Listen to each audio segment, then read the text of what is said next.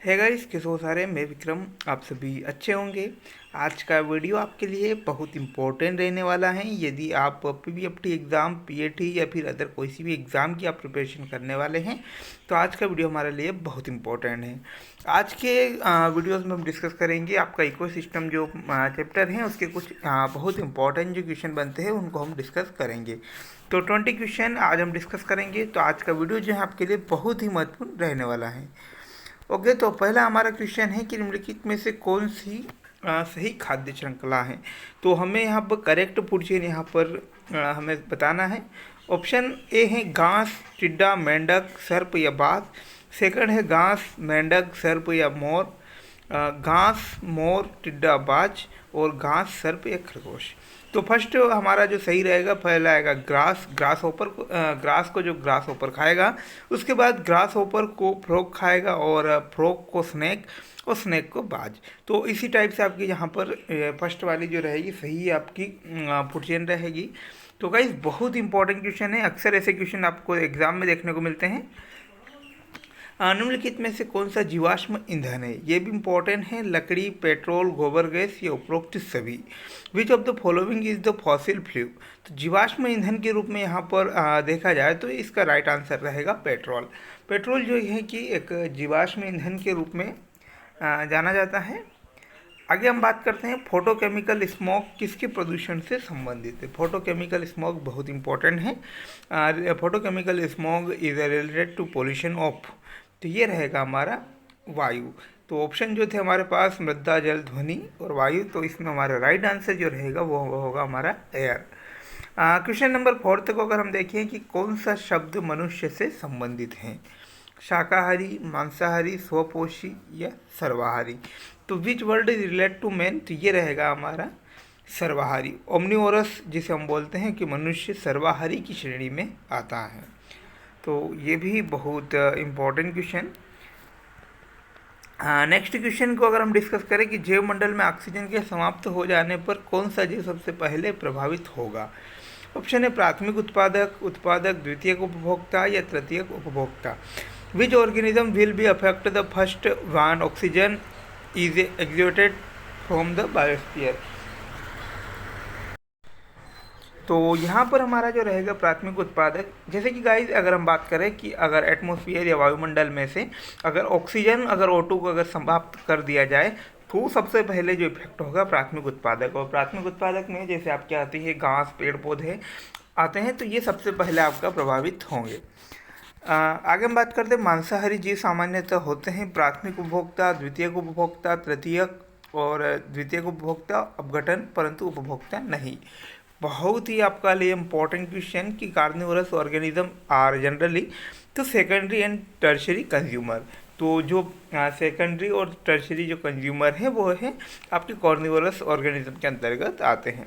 Primary consumer भी आपके अगर बात करें, प्राइमरी कंज्यूमर आपका जो आता है शाकाहारी प्राणी रहते हैं। सेकंड कंज्यूमर जो सेकेंडरी और थर्ड आपका जो यहाँ पर कॉर्निवोरस ऑर्गेनिज्म रहते हैं। अगर बात करें अपघटन की, तो अपघटक जो सूक्ष्म जीव होते हैं जो मरे हुए सड़े गले जीवों से अपना भोजन प्राप्त करते हैं। इसके बाद परिसंचरण किसके लिए पर्याप्त होता है, तो इम्पोर्टेंट है बहुत। पदार्थों का पुनर्चक्रण, ऊर्जा प्रवाह, ए तथा बी दोनों उपयुक्त में से कोई नहीं। इकोसिस्टम इज सफिशिएंट फॉर, तो ये रहेगा हमारा सी, ए एंड बी दोनों। ओके, तो recycling of substance and energy flow, यानी कि पदार्थों के पुनर्चक्रण और ऊर्जा के प्रवाह के लिए परिसंचरण पर्याप्त होता है। आगे हम बात करें परिसंचरण के दो भाग कौन सा है, पादप और जंतु, खरपतवार और वृक्ष, जैविक और अजैविक, उपयुक्त में से कोई नहीं। इकोसिस्टम हैज़ 2 पार्ट, तो ये होगा हमारा बायोटिक एंड एबायोटिक। ओके, जैविक और अजैविक जो होते हैं पारितंत्र के 2 प्रमुख भाग होते हैं। आगे क्वेश्चन की अगर हम बात करें कि बहुत इंपॉर्टेंट गाइस ये क्वेश्चन कि पारितंत्र शब्द का सबसे पहले किसने ये वर्ड दिया था।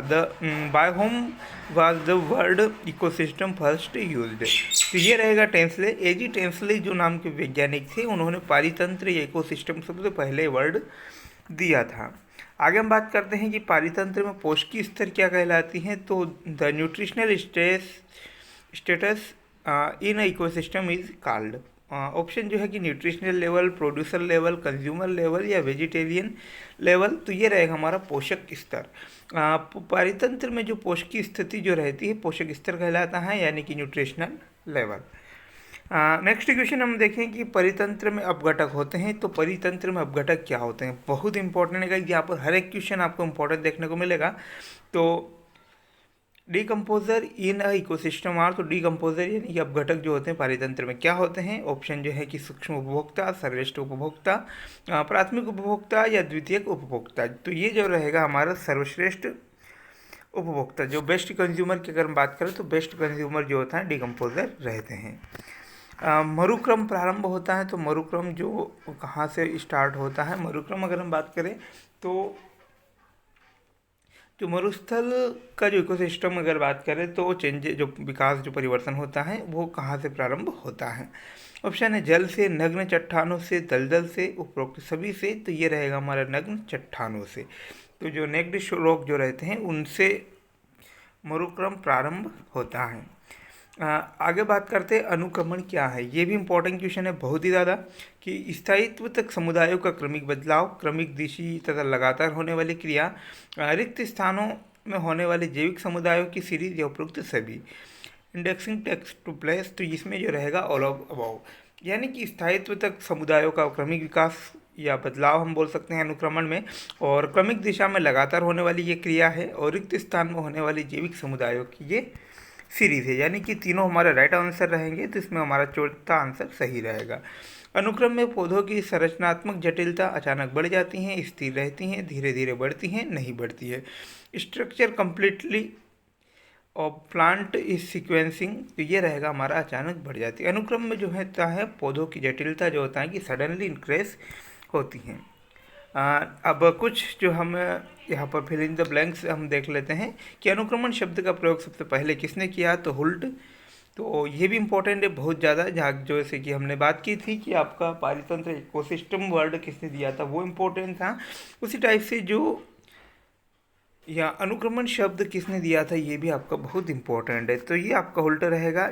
इसके बाद 10% के नियम के अनुसार पारितंत्र में खाद्य श्रृंखला जितनी छोटी होगी ऊर्जा की हानि उतनी ही कम होगी। तो ये भी बहुत इंपॉर्टेंट है गाइस, 10% का नियम जो पारितंत्र से रिलेटेड बहुत इंपॉर्टेंट नियम है। तो according to the 10% rule, the smaller the food chain in the ecosystem the greater the loss of energy. तो ये रहेगा लेस, यानी कि 10% नियम के अनुसार पारितंत्र में खाद्य श्रृंखला जितनी छोटी होगी ऊर्जा की हानि भी उतनी ही कम होगी। नेक्स्ट क्वेश्चन हम बात करें पारितंत्र की मूल इकाई क्या है, उत्पादक या अपघटक। तो ये रहेगा हमारा प्रोड्यूसर। प्रोड्यूसर ये उत्पादक जो रहते हैं, द बेसिस यूनिट जो रहती हैं इकोसिस्टम की। पारितंत्र सबसे कम स्थायी कौन सा है, तो मरुस्थल। और मरुस्थल जो होता है कि सबसे कम उसका पारितंत्र स्थायी रहता है, और सबसे अधिक पारितंत्र की हम बात करें स्थायी पारितंत्र, तो ये हमारा समुद्र रहेगा। आगे हम बात करते हैं कि एक वृक्ष पर जीवों की संख्या का पारिस्थितिक पिरामिड कैसा रहेगा। तो ये जो होता है सदैव उल्टा रहेगा। तो the ecology pyramid of the number of organism on a tree is always, तो ये रहेगा इन्वर्टेड, यानी कि वो हमेशा जो उल्टा बनेगा एक वृक्ष पर जीवों की संख्या का पिरामिड।